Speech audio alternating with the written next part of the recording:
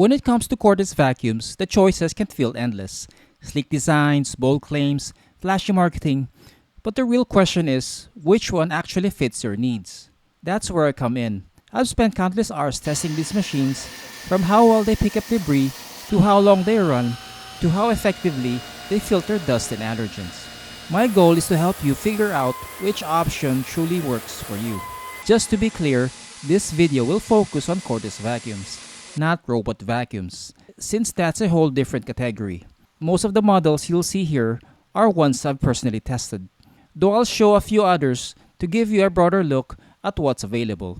For details, you can check out my individual reviews where I break down the full test results to help you decide which option is best for you. Let's start by breaking down the different types of cordless vacuums and some key terms companies use. The most common design is what manufacturers call a stick vacuum. No matter the brand, the layout is usually the same. The motor and dustbin sits near the handle at the top, connected to an extension tube that attaches to a floor nozzle. Dyson pioneered this design, prioritizing versatility above all else. Because the motor is near the handle, you can remove the extension tube and instantly turn it into a handheld vacuum. This has become the default choice of most consumers, largely because it's the style the companies market the most. Stick vacuums are typically the most versatile and often the best performing cordless option available. The biggest drawback, however, is the dustbin capacity. Most stick vacuums have small canisters, usually less than half a liter, which means you'll need to empty them frequently. Dyson does offer oversized models with larger bins, but these tend to be top-heavy and awkward to use in handheld mode. Another downside is that most of these vacuums can stand on their own and rely on a wall-mountable dock to store vertically. Select brands like Shark and LG address this issue by adding a stand or incorporating features that allow the device to stand vertically. Other features depend on the brand, and the most popular ones like Shark and Dyson each bring something unique. For example, Dyson introduced the Laser Slim Roller on the V15. It uses a bright green laser that highlights dust far more effectively than any white LED-equipped vacuum I've tested at the time. Shark's Vertex model, on the other hand, features a foldable extension tube, letting you clean further under furniture without having to bend over. This feature also enables it to be vertically stored without a dock.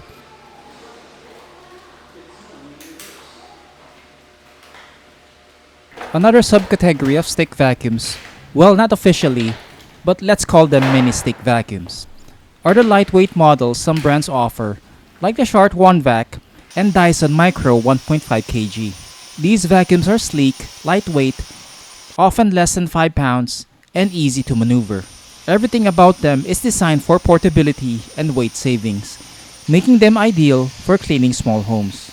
The next category is what manufacturers refer to as a cordless upright vacuum. These share many traits as traditional uprights, since both use larger canisters that can hold more dirt. Unlike stick vacuums, cordless uprights typically have above average capacity, allowing them to hold more debris before needing to be emptied. This type of vacuum is designed primarily for floor cleaning, since the motor and dustbin are built into the frame rather than the handle. It's less tiring to use compared to a stick vacuum, which carries most of its weight at the top. The larger dustbin capacity means it can hold more dirt, allowing you to clean for longer without stopping to empty it. However, these vacuums aren't as mainstream as stick vacuums. If you want something that's easier to maneuver on floors and can hold more debris, they're a solid option. The trade-off is versatility. While some models include handheld attachments, they aren't as portable or convenient as a stick vacuum that can instantly convert into a true handheld. The next type is the handheld vacuum. As the name suggests, these are designed strictly for above-floor cleaning, things like upholstery, car interiors, or small messes. They aren't built to efficiently clean floors, so their use is limited compared to other cordless options. The last type we'll look at is the wet-dry cordless vacuum, a great alternative if you want something that can handle both wet and dry messes. Unlike traditional vacuums that rely only on suction, wet-dry cordless vacuums use a dual-tank system. One holds the clean water to help dissolve dirt, while the other collects dirty water and debris picked up by the rollers. The main drawback of wet-dry cordless vacuums is that they aren't ideal for cleaning dry debris alone. Since they spray water as they work, even dry messes ended up mixed with liquid in the dirty tank. That makes disposing of things like sand or oats messy and inconvenient. Another important factor to consider is the battery. Specifically two things: runtime, or how long the vacuum lasts on a charge, and whether the battery is detachable. Battery technology has improved a lot, making cordless vacuum a practical option even for mid-sized homes, especially on hard floors. In my testing, most manufacturers' runtime claims are accurate, and in some cases, the vacuums even outperform these claims. Whenever possible, choose a vacuum with a detachable battery. At the very least, go for one that's bolted on. Avoid models with non-detachable batteries because once a battery fails, you'll have to replace the entire vacuum, which ends up costing more in the long run. Also, look for a reputable brand, something that will not close 10 years from now. Check their website or store page to see if they sell replacement batteries. If they're popular enough, even third-party replacements. The next factor to consider is filtration, or how well a vacuum keeps dirt and dust trapped inside the bin. One way I test this is with a fog test, which gives a clear visual of whether the vacuum has a proper seal to contain the particles. For detailed results, check my individual reviews to see which models pass and which ones don't. Another factor to consider is power, but unfortunately, there's no universal standard that the manufacturers use to disclose it. To measure performance, I use an anemometer to test airflow from the nozzle or extension tube. Generally, cordless vacuums with higher airflow perform better at picking up dirt, particularly on carpets. That said, other factors, such as nozzle design, also play a significant role in overall cleaning performance. Which brings me to the next category, which is nozzle design. The first is a standard nozzle with a bristle brush, which is the best choice for carpets because the bristles help agitate and lift dirt. Different brands will have their own designs, but the principle remains the same. The second is a soft roller nozzle, which replaces the brush with a padded roller. It serves the same purpose, but is far more effective at picking up debris on hard floors.